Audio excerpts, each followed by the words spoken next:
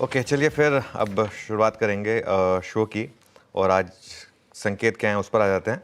सबसे पहले आते हैं कि कल क्या हुआ और उससे हमें आगे के क्या क्यों मिल रहे हैं। कल पहली बात, एफआईआईज़ ने कैश मार्केट में भारी बिकवाली की और मैं कैश मार्केट का नंबर को ज़्यादा तवज्जो देता हूँ क्योंकि वो at the end of the day hard cash है, राइट। 7200 करोड़ की सेलिंग हुई है कल कैश मार्केट में एफआईआईज़ की तरफ से। और ट्रेड सेटअप में हम डिटेल में डिस्कस करेंगे आशीष, लेकिन 28 नवंबर के बाद ये एफआईआईज़ की सबसे बड़ी बिकवाली है। और अब तो ये लग रहा है काश ये छुट्टी पे ही रहते और वापस ना आते। हमारी मार्केट उनके बिना ठीक थी। लेकिन देखिए उससे आप मुकर नहीं सकते। जो जो है वो है। अब ये वापस आएंगे, मतलब ये वापस आए हैं, सेल कर रहे हैं। सबको सेल करने का उतना हक है। और अगर मार्केट में आपको ग्रोथ नहीं मिलती तो आप सेल करेंगे, ये मैंने पहले भी एक बार डिटेल में एक्सप्लेन किया था। लेकिन इशू ये है कि ना सिर्फ कैश में सेलेंगे बल्कि एफएनओ में भी भारी सेलिंग है। इंडेक्स फ्यूचर्स और स्टॉक फ्यूचर्स दोनों में बड़ी सेलिंग है। अगेन ट्रेड सेटअप में पूरे नंबर्स के साथ एक्सप्लेन करेंगे। अब इशू पता क्या है यहाँ पर, ये मार्केट कमेंट्री हम 3 महीने से कर रहे हैं कि मार्केट ओवरसोल्ड है, मार्केट ओवरसोल्ड है।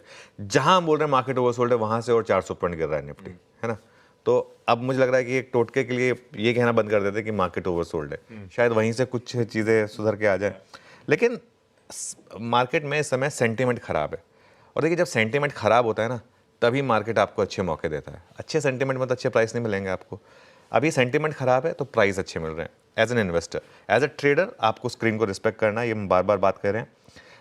बैंक निफ्टी ऑलरेडी नवंबर लोज तोड़ चुका है। देखिए, ये जो निफ्टी का आपने 3 महीने का चार्ट दिखाया ना, अभी इसको बैंक निफ्टी का देखिए। बैंक निफ्टी में हम नवंबर के लो तोड़ चुके हैं और कंफर्टेबली तोड़ चुके हैं। मतलब ऐसा भी नहीं है कि थोड़े लेवल से तोड़े। और बैंक निफ्टी में देखिए, वो अक्टूबर के लो के बाद कितनी बड़ी रैली बनी थी। ऐसा लग रहा था हम ऑल टाइम हाई पर जा रहे हैं। वहां से जो एचडीएफसी बैंक पलटा और जिस तरीके से एचडीएफसी बैंक ने साइन दिखाए, निफ्टी भी नवंबर के लो तोड़ने की तैयारी करी। बैंक, ये एचडीएफसी बैंक देखिए, ये वो जिसे कहते हैं ना, taking stairs and coming back by elevator, इसने वो वाला मामला किया है।